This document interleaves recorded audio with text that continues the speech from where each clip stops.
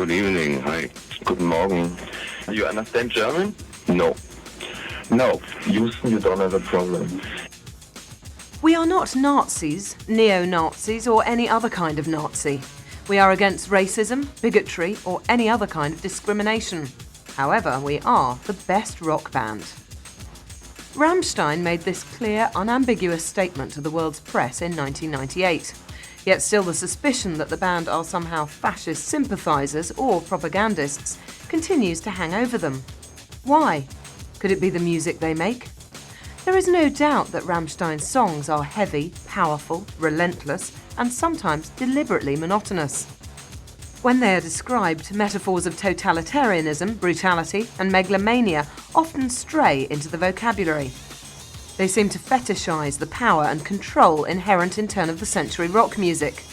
No way could they be described as small-scale or intimate. They are anthemic, to the point of parody. They appeal to the mass rather than the individual.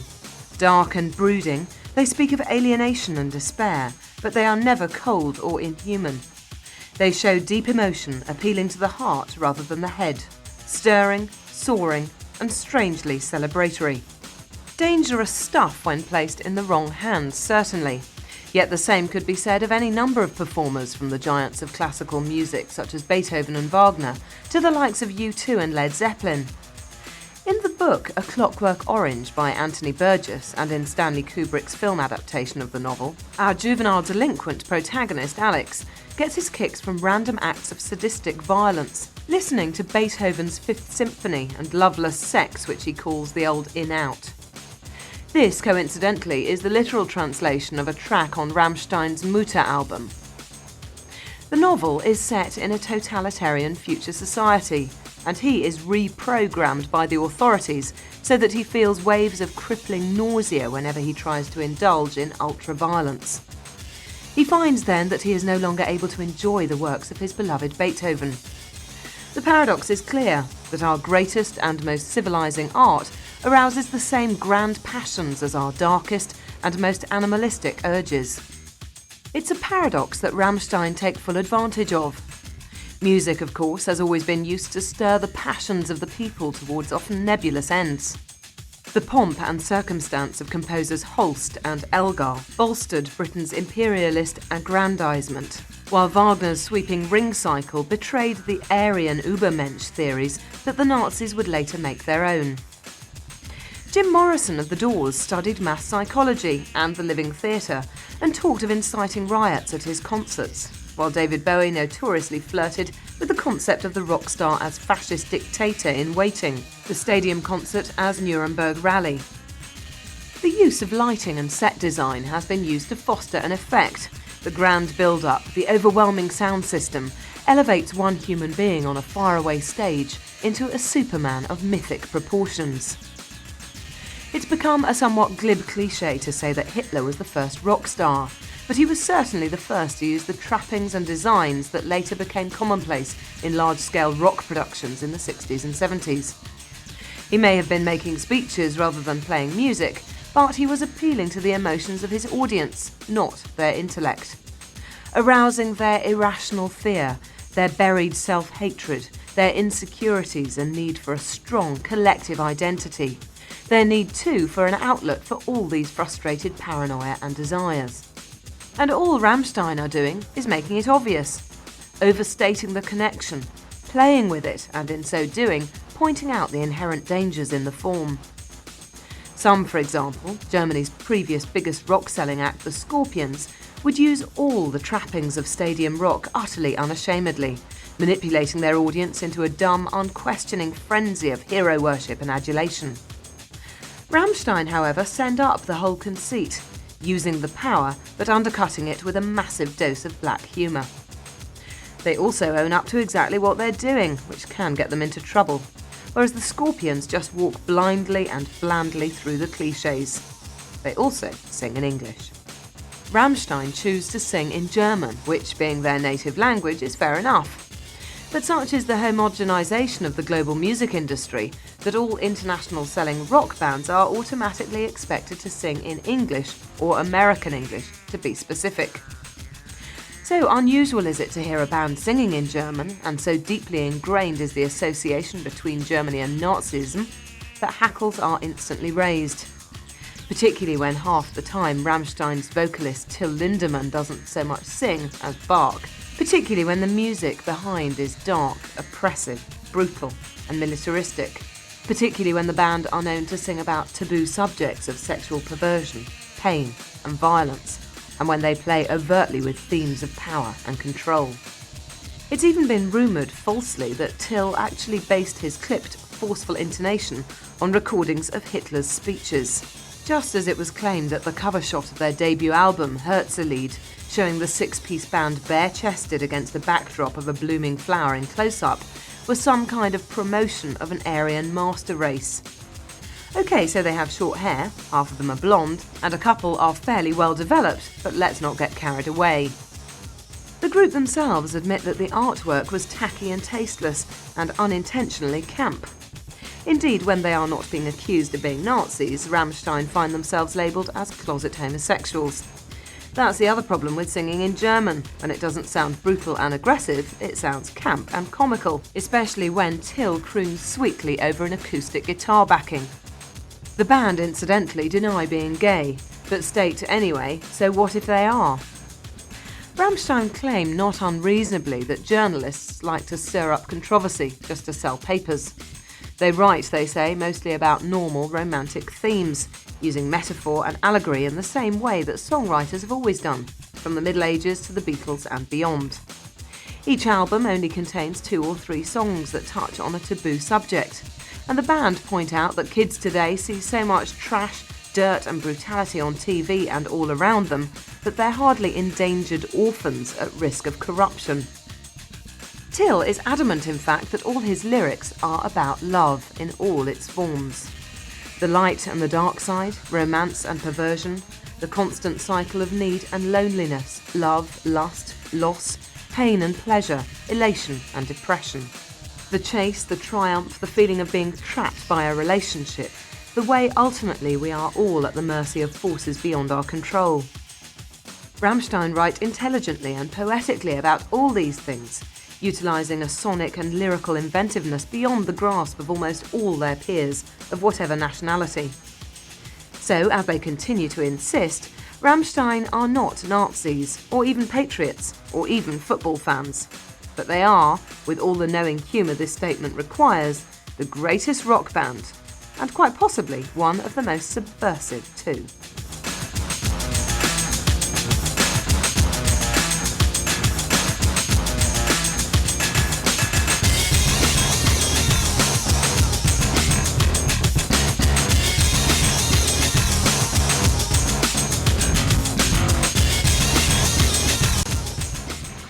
Wie ich gesagt habe, wir dachten, also wie wir die Amerikaner kennen, sie mögen es sehr rockig und hart und heavy. They like it hard and heavy and real rocky. So haben wir von eben links ausgesucht, weil wir dachten, es geht am meisten nach vorne We los. thought that was really the sound the Americans like to hear. All 6 members of Rammstein grew up in what was then the GDR, or German Democratic Republic. That's East Germany, the half that was claimed by the Russians in the name of international communism when the nation was divided up following the Second World War. There they were comparatively isolated from any musical developments in the West. All that filtered through was the mainstream 60s rock of the Beatles and the Rolling Stones, and later the heavy and progressive college bands of the 70s, like Deep Purple and Pink Floyd. But under communism, rock music was censored and frowned upon, strictly controlled and, in many cases, banned outright. Ironically, the 1970s was a decade when German experimental rock music gained a credible reputation in Britain, America and elsewhere for the first time. Bands like Can, Neu, Tangerine Dream and Faust were lumped together under the faintly patronising banner of krautrock.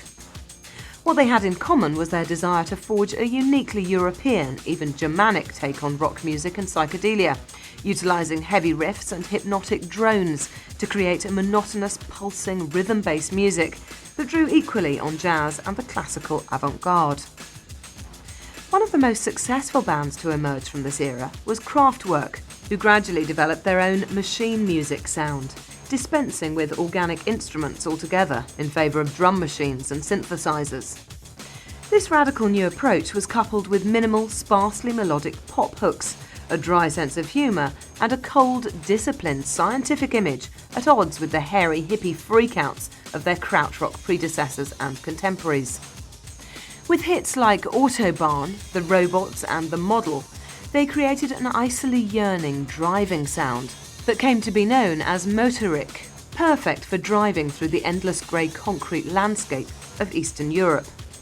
This was the sound that was to inspire David Bowie's 1975 LP Station to Station, the album that introduced the Thin White Duke as Bowie's latest alter ego, an absurdly alienated quasi-fascist romantic throwing darts in lovers' eyes. For the follow-up, Bowie had actually relocated to Berlin to create what was to become a trilogy of acclaimed mid-70s albums, Low, Heroes and Lodger.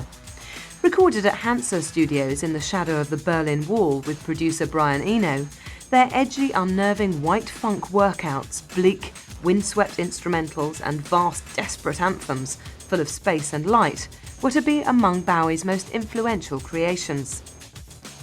In the mid-80s, bands as diverse as Depeche Mode and Nick Cave and the Bad Seeds also moved to Berlin, their common ground being an obsession with darkness and deviancy. Depeche Mode in particular were to be a huge influence on European music in the coming decade, drawing as they did on Kraftwerk's synthesizer heritage, fusing it increasingly with heavy rock and Bowie's fraught existential anthems.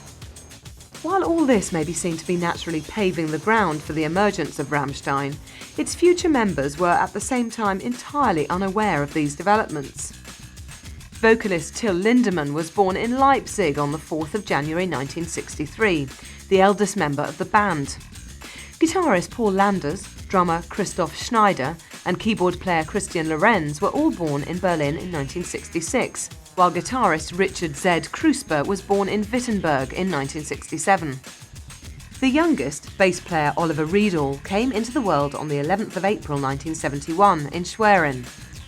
All were trapped in the political system they'd been brought into, one where the books you could read, the films you could see, and the music you could hear were all strictly controlled. Yet all had one thing in common, the desire to make music. Lindemann, Krusper and Riedel all gravitated to East Berlin, which was relatively cosmopolitan and the most open to Western influences. All six worked in various factories or firms as employment was compulsory. They were not able to sign on or drop out as in the West, in order to concentrate full-time on music. Only college graduates were allowed to make a living as full-time professional musicians. Flake Lorenz's experience was typical. He left school to take a technical course in order to work as a toolmaker in a factory. Every night when he finished work, he would go straight to rehearse with his band. Then he would go home to sleep, and the next day he would start all over again. That band was Feeling B, where he played alongside Paul Landers, who was then working as a stoker in a library. Landers was also in Die Firma with drummer Christoph Schneider. Richard Krusper, meanwhile, was playing guitar in a group called Orgasm Death Gimmick, while former youth swimming champion Till Lindemann was drumming in First Arsch. All these bands were part of a semi-legal underground network of shadowy rehearsal rooms, one-off squat venues and badly recorded cassette albums. In the GDR, amateur bands had no right to exist.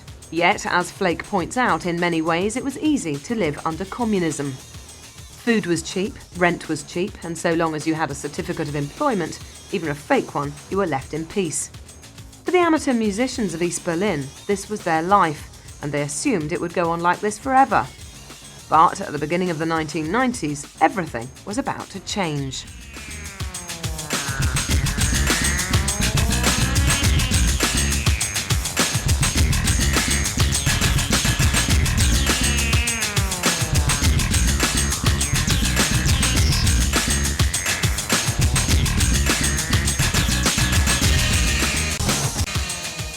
Wir wurden öfters mal von Kritikern Of course, in die falsche politische Ecke some of gerückt. our critics try to put us into the deswegen wrong haben wir political corner. dieses Lied gemacht, So that's the reason why we made this song, unseren Standpunkt klarzustellen. to clarify our viewpoint Ganz so really. einfach zu machen. And of course, in order not to make it too simple, we made the music as militant as possible.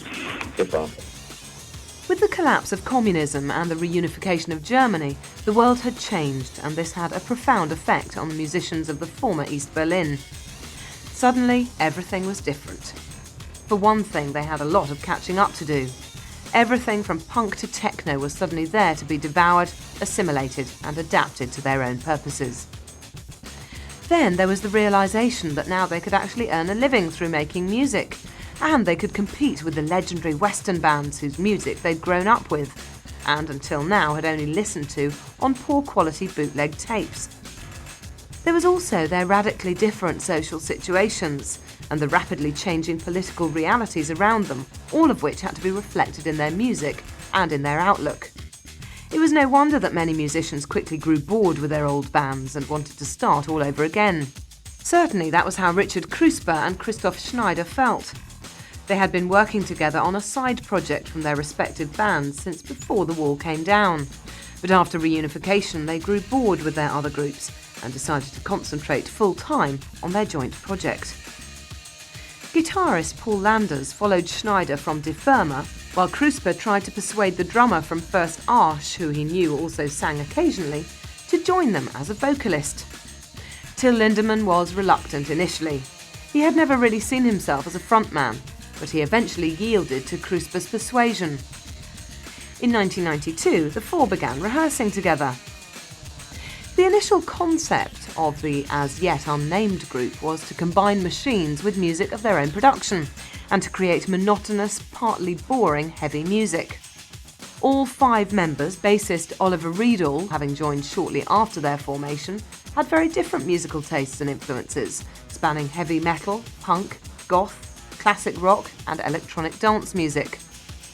But they were all committed to overcoming these influences in order to begin again with a clean slate.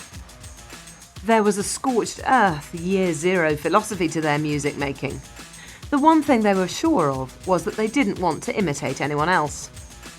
Richard Krusper had lived in America for a time, and his old band had largely churned out American-style rock music. His experience of the real thing, however, had led him to realise that this was futile and that it was impossible to play music from different cultures authentically. With his new project, he wanted to make music that was distinctly European, a modern sound for a new Europe, utterly unlike what anyone else was doing. Other European acts were still imitating English and American styles, creating poor, badly translated versions of the originals. If it's been done well before, then why bother doing it again? Rammstein found their own sound, though, as a result of knowing what they didn't want to do. They didn't want to play punk or funk or anything that didn't come naturally to them. They experimented and searched their souls, working with what they knew best and with the rhythm that was truly at their hearts. What they were all certain of was that they wanted to sing in their own language. Till had tried singing in English, but it was totally unconvincing. And in any case, translation would distort the original meaning of his lyrics, which from the start relied on wordplay and ambiguity. The musicians were German, and they wanted the music to reflect this origin. It was inevitable that German singing would suit the music best. As the band say, it is monotonous, blunt, angular, and easily rubbed in. The last member of Rammstein to join was keyboard player Christian Flake Lorenz. By this time, the band's sound was already taking shape, and Krusper knew that the keyboards he envisioned for their songs would have to be in some way upstream and work against the general grain of the music. Krusper uses the well-worn musical metaphor of a stew and describes Flake as the nervous sugar that makes it taste better, the melodic sweetener to the harsh, rhythmic drive of the whole.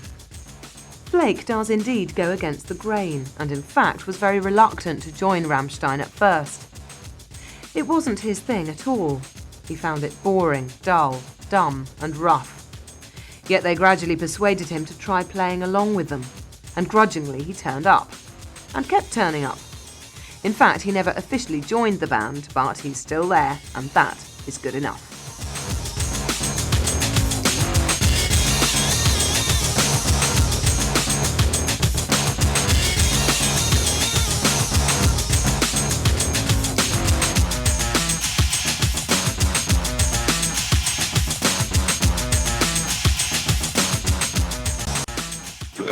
Ja, wie das so ist, wenn wir zwischendurch eine Platte machen, dann But you know, once in a while we also have to do some work ein paar and europäische make some Länder records, and abzuspielen. Wir we waren have to also develop some time Australien, with in the Japan. Europeans, and we've been to Und das Australia braucht and alles Japan, Zeit. and of course it's a lot, Aber very es time consuming. We'll be back.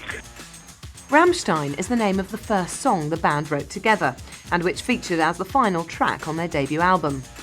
It's about an incident at a small German town of the same name, although this is spelt with only one M. There was a tragedy during a US Air Force flight show in 1988 when a plane crashed and 70 people were killed. The song's lyrics are a cold, concise description of the scene. Blood on the asphalt, a man in flames, mothers screaming, and each verse ends with the eerie contrast, Rammstein, the sun is shining. There is the emotional detachment of a newspaper report or a short story by William Burroughs. Between each stark, simple description, the name of the town is chanted over and over. Rammstein, a mass grave, Rammstein, no escape. The name of the town became a symbolic catchphrase, loaded with significance and resistance to American imperialism and carelessness, as if to say, never again. However, while the eponymous song is about the tragedy, the band deny taking their name from the town or the event itself. Rammsteins in German means ramming stones, which are protective constructions placed by old gates, and it was these that were seen as symbolic of the powerful male energy generated by the band. When they started, they had all either broken up or were all in the process of breaking up with their wives or girlfriends. As musicians who had all been left by their women, they channeled their frustrations into a kind of ramming stone energy, which was overtly masculine, disciplined and linear. The idea of male energy was as central to the band as that of creating a uniquely European sound, and Rammstein as a name seemed symbolic of both. It was perfect. Their first single was Du riechst so gut, You Smell So Good, released in 1993 on Motor Music. A song of animal instinct and predatory urges, it describes the relentless pursuit of a female, whether as victim, lover or both. Insanity is only a narrow bridge, the banks are reason and desire. The sound was industrial techno swathed in layers of crashing guitars and stabbing keyboards that owed more than a little to the likes of Ministry, 9 Inch Nails and Front 242. Ghostly echoing voices and sound effects loitered in the background, behind a spoken verse, a chanted chorus and an innovative double-speed middle 8 guitar solo. The single was enough of a success for Motor to release Rammstein's first album, Herzlied, Heartache, in 1995. Produced by Clawfinger's Jacob Hellner, it was a fusion of heavy metal guitars, industrial rhythms, Lindemann's harsh, unsettling lyrics, and Oliver Riedl's elastic Euro-disco bass playing. At times, it recalled the work of Deutsche Amerikanische Freundschaft, meaning German-American friendship, or DAF, the early 80s German duo who provide the missing link between Giorgio Moroder-style gay disco and the industrial electronic body music of the 1990s. Another comparison was with Laibach, the Slovenian art group who consciously adopted a tongue-in-cheek, totalitarian image. They covered songs such as Queen's One Vision and the Rolling Stones' Sympathy for the Devil as over-the-top, quasi-operatic marching songs. The comparisons with both groups were compounded by the Aryan camp of the cover art and by Till's guttural, stentorian delivery. The first track, Wollt ihr das Bett in Flammen sehen, Would You See the Bed in Flames, opens with a menacing, repetitive keyboard riff and a gradually accelerating martial drum beat. The keyboard line is echoed first on crashing sheet metal guitar, then on the other instruments as the crushing, percussive sound is built up layer by layer. Till spits and barks the lyrics, all rolled R's and harsh glottal intonation, emerging into a quavering operatic baritone on the chorus. It's a song about love taken to possibly masochistic extremes. Towards the end, the repeated chant of Rammstein is answered with sampled crowd roars. Der Meister, or the Master, is an apocalyptic prophecy of the coming of absolute truth, destroying everything with its purity. Lyrically, it recalls Leonard Cohen's The Future, while clipped thrash metal guitars stutter manically across the aerobic funk bass line. The chorus is lifted by a backing of synthesized choirs and a curiously fairground-like keyboard that disintegrates into what sounds like screeching car tyres swerving across the autobahn. There is a definite Eurobeat pulse beating beneath the controlled aggression and mayhem. Weiss's Fleisch, White Flesh, is a vicious stomper with an old-school metal guitar solo and a relentless pulsing dance beat.